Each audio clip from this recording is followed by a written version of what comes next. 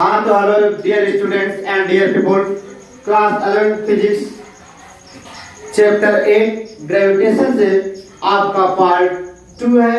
तो पार्ट 2 के पहले हमने पार्ट 1 में आपको सिखाया था या पढ़ाया था Newton law of gravitational force. उसके कुछ एग्जांपल देते हुए एसआई यूनिट डायमेंशनल फार्मूला और डिफिनेशन देते हुए हमने कुछ क्वेश्चन कराया था जो आपके एग्जाम में अदर कॉम्पिटिटिव लेवल में पूछता है। तो अभी तक वो लेक्चर आप नहीं देखे हैं तो प्ले लिस्ट में जाकर चेक करके देख सकते हैं। आइए हम लोग स्टार्ट करते हैं ग्रेविटेशन का पार्ट 2। हेडिंग आपका vector from part of Newton law of gravitation, यानी Newton law of gravitation in term of vector form.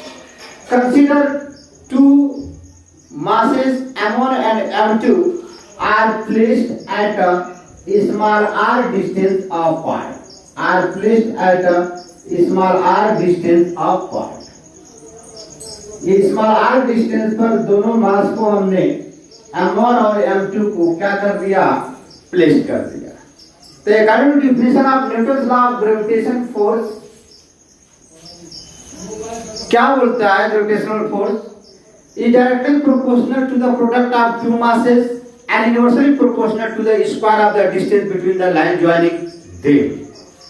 यानी दोनों मास के कारण मैग्नीट्यूड का फोर्स देखा जाए, ग्रेविटेशनल फोर्स इनका मैग्नीट्यूड होगा या equal to capital G m1 m2 upon r का square according to Newton's law of gravitation force। लेकिन हमें देखना है इन term of vector form, in term of vector form देखना है। वैसे अर्थ से किसी बॉडी को आप फ्रीली सस्पेंड करेंगे तो आप अर्थ इस बॉडी को क्या करेगी, अपने तरफ पुल करेगी, यानी बॉडी को अपने तरफ क्या करेगी, अट्रैक्ट करेगी। तो यहाँ पर ध्यान दे, यानी ये बॉडी इस बॉडी को अपने तरफ अट्रैक्ट करेगी, सिमिलरली ये बॉडी भी इस अपने बॉडी को अपने तरफ क्या करेगी, अट्रैक्ट करेगी। लेकिन यहाँ पर देखिए अर्थ हैवी बॉडी है, हैवी मास है अर्थ का, और यह अर्थ के कंपैरिजन में इस मार्कर का मास नेग्लिजिबल है, इसलिए या स्मॉल मास है। तो इस बॉडी को अर्थ अपने तरफ क्या कर रही है, पुल कर रही है। महसूस हो रहा है, दिखाई दे रहा है आपको कैमरे में कि यह बॉडी इस मार्कर को अर्थ अपने तरफ क्या कर रही है, पुल कर रही है। लेकिन ये बॉडी यहाँ पर देखिए दो बॉडी है, दोनों के मास m1 और m2 है। Gravitational force r mass m2 due to mass m1, यानी ये बॉडी इस बॉडी को अपने तरफ अट्रैक्ट करेगी। तो उस फोर्स को आप क्या कहेंगे, F वेक्टर बेस 2 सिमिलरली अलग gravitational force on mass m1 due to mass m2, तो यह m2 बॉडी इस m1 को अपने तरफ क्या करेगी, अट्रैक्ट करेगी, क्योंकि gravitational force is always attractive in nature but not repulsive in nature. ठीक है, तो एक दूसरे को दोनों बॉडी क्या करेगी, अट्रैक्ट करेगी। और इसको कैसे रिप्रेजेंट करेंगे, क्योंकि यह फोर्स ग्रेविटेशनल फोर्स ये वेक्टर क्वांटिटी है, तो इस वेक्टर क्वांटिटी में मैग्नीट्यूड और डायरेक्शन बोथ आर नेसेसरी, यानी मैग्नीट्यूड भी होगा और क्या होगा, डायरेक्शन भी होगा। तो ये हमने मैग्नीट्यूड ऑफ फोर्स का फॉर्मूला लिखा with help of Newton law of gravitation. अब ध्यान दें, आप इस फोर्स को आप क्या कहेंगे, यह वेक्टर बेस 1। कैसे इसको वेक्टर के फॉर्म में रिप्रेजेंट करेंगे, जैसे gravitational force r mass m2 due to mass m1, क्या लिखेंगे, यह वेक्टर बेस 2 से होते हुए 1 के तरफ जा रहा है। इसका मतलब अब यहाँ पर पोजीशन वेक्टर आएगा, क्या आएगा, पोजीशन वेक्टर। तो पोजीशन वेक्टर को आप कैसे लिखेंगे, ध्यान से समझें। जैसे gravitational force on body m2 due to mass m1 किससे रिप्रेजेंट करेगा, F वेक्टर बेस 2। इसको मैं लिख देता हूं, F वेक्टर बेस 2 को आप क्या कहेंगे, gravitational force on mass m2 due to mass m1। तो देखिए इसका मतलब डायरेक्शन हो जा रहा है, या फोर्स किधर से किधर आ रहा है, m2 से m1 की तरफ आ रहा है। ठीक, अब इसका ये m2 से m1 की तरफ आ रहा है। अब हम इसका पोजीशन वेक्टर निकालेंगे। जैसे मान लीजिए हमने यहाँ पर ये कोऑर्डिनेट लिया, यहाँ पर बॉडी m1 है, यहाँ पर बॉडी एक m2।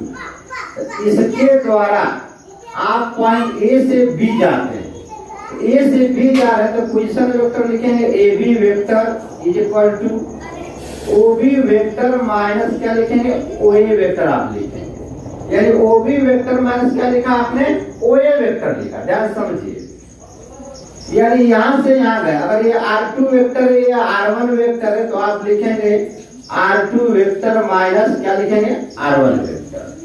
ठीक है, यानी R vector base 1 2, R vector base 1 2। तो सेम चीज है, यहां से हम यहां जाते हैं तो इसको क्या लिखेंगे, यहां से यहां जाते हैं तो इसका हो गया R cap base 1 2, R cap base 1 2। ये इस मान से कहा इस पर, तो आप M1 से कहां जा रहे हैं, M2 की तरफ। तो ये हो गया आपका डायरेक्शन। लेकिन फोर्स क्या है, ये बॉडी इस बॉडी को अपनी तरफ क्या कर रही है, अट्रैक्ट कर रही है। ये बॉडी इस बॉडी को अपनी तरफ क्या कर रही है, अट्रैक्ट कर रही है। लेकिन इसका position vector R cap base 1 2 हो जाएगा। यानी आप ठीक क्या करेंगे, इसका उल्टा कर देंगे। यहाँ पर F वेक्टर बेस 1 है तो यहाँ पर हमने क्या लिखा, R कैप बेस 1 2 लिखा। क्योंकि फॉर्मूला होता है R vector is equal to mod of R vector into R cap. तो यहाँ से आप लिख सकते हैं R cap is equal to R vector upon magnitude of R vector. आगे बढ़ते हैं, ठीक है। तो इसके लिए ये पोजीशन वेक्टर हो गया। अब इसके लिए ठीक आप क्या कर दें, इसके लिए F वेक्टर बेस 1 2 को हम क्या कहेंगे, ध्यान समझिए।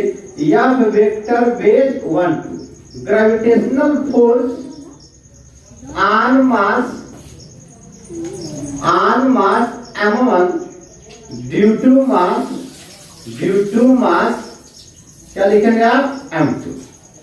ठीक है, F vector base 1 2, F vector base 2 1 को क्या कहेंगे। ठीक है, इतनी बात समझ में आ गई। यानी gravitational force on mass m1 due to mass m2, ये किधर से किधर जा रहा है, लेफ्ट टू राइट जा रहा है, F वेक्टर बेस 1 2। लेकिन इसके कारण इस पर देख रहे हैं तो आप इस पॉइंट से सेकंड पॉइंट से कहां जा रहे हैं, फर्स्ट पॉइंट पे जा रहे हैं। इसका मतलब आपका डायरेक्शन क्या हो गया, ये हो गया। ठीक, तो इसके लिए लिखेंगे R कैप बेस 2 1, 2 से होते हुए 1 और उसका फाइनल माइनस इनिशियल कर देंगे। ये पोजीशन वेक्टर मान लीजिए। ठीक है, यानी आप क्या लिख सकते हैं, R cap base 2 1 is a unit vector, is a unit vector. क्या बोलेंगे, is a unit vector pointing from mass m1 to m2, unit vector pointing from mass m1 to m2। ठीक, फिर R cap similarly base 1 2 is a unit vector pointing from mass क्या लिखेंगे, m2 to m1। यह m2 से किधर जा रहा है, m1 की तरफ। R कैप बेस 1 2 m2 से m1 की तरफ, और यह m1 से m2 की तरफ। तो gravitational force on mass m2 due to mass m1, यह वेक्टर या मैं इसको लिखता हूं, gravitational force on mass m1 due to mass m2, यह vector base 1 2 is equal to capital G m1 into m2 upon r का square. ये तो मैग्नीट्यूड हुआ, but gravitational force is a vector quantity, तो आप डायरेक्शन लिखेंगे। यानी ये फोर्स, ध्यान समझे, इस फोर्स को हम करें F vector base 1 2, F vector base 1 2 ये है। तो gravitational force on mass m1 due to mass m2, यानी m2 का m1 पर, ये आपका हो गया पोजीशन, ये होगा डायरेक्शन, यानी r का बेस 2 लगाएंगे। अब ध्यान से समझें, r का बेस 2 इज इक्वल टू आप लिख सकते हैं r vector base 2 upon mod of r vector base 2। दूसरी बात समझें यहाँ पे, r vector is equal to r का base 2 is equal to r का बेस 1। ये दोनों मैग्नीट्यूड सेम होगा, मैग्नीट्यूड इसका क्या होगा, सेम होगा, क्योंकि यहां से जितना यहां आ रहा है उतना ही यहां से यहां जा रहा है। अब देखिए, तो इसका मतलब ये वैल्यू यहां पर पुट कर देंगे, F vector base 1 2 is equal to capital G m1 m2 upon क्या लिखा हमने r का square into r vector base 2 upon mod of r vector base 2। ये हमने रिप्रेजेंट किया। इतनी बात समझ में आया? अब ध्यान से समझें। तो इसके जगह पर हम क्या लिख सकते हैं, ये वैल्यू लिख सकते हैं। चलिए, कैपिटल जी m1 m2 अपन यहाँ पर लिख सकते हैं r mod of r2 r vector base 2 का power q into r vector base 2। ये मिला f वेक्टर बेस 1। दूसरी बात आप ध्यान से समझें, यहाँ पर देखिए r का बेस 2 आपके राइट टू लेफ्ट आ रहा है और r का base 1 two left to right जा रहा है, तो दोनों का मैग्नीट्यूड सेम है बट डायरेक्शन क्या है, चेंज है। यानी r का base 2 is equal to minus r का बेस 1 लिख सकते हैं आप। तो इसका मतलब similarly gravitational force on mass m1 due to mass m2, m1 पर देखेंगे m2 के कारण, तो यह m2 m1 को अपने तरफ क्या करेगी, अट्रैक्ट करेगी। ठीक, इसको मैंने लिख लिया। अब gravitational force on mass m2 due to mass m1, तो इस बॉडी को या m1 अपने तरफ क्या करेगी, अट्रैक्ट करेगी। इसके लिए कौन सा फोर्स रिस्पांसिबल है, f vector base 2। f vector base 2 is equal to हम क्या कर सकते हैं, capital G m1 m2 upon, अब देखिए r का स्क्वायर इंटू r का बेस क्या लगा देंगे 1 r का बेस 1।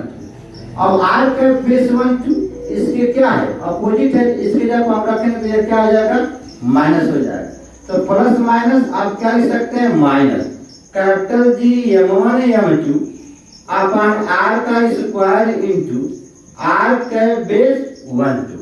ठीक है, अब r का बेस 1 2, r का base 1 2 equal to r vector base 1 2 upon mod of r vector base 1 2, यानी minus g m1 m2 upon r का power r mod of r vector base 1 2 का पावर q इंटू r का base 1 2, यानी that